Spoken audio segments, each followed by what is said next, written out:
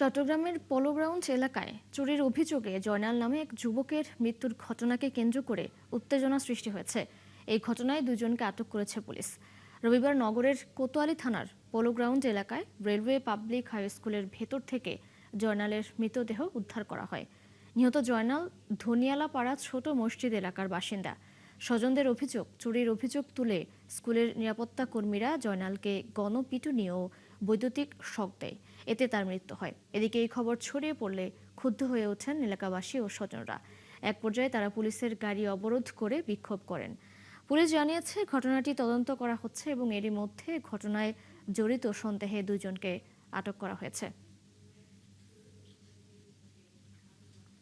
কারেন্টের শর্ট দিয়ে মারছে ওরা, কোনগুলা মিশিং ইলেকট্রিক যেগুলো এগুলো দিয়ে মারছে ওরা। ও যেরকম আমার ভাইকে মারছে ওরও ফাঁসি চাই আমরা ফাঁসি চাই।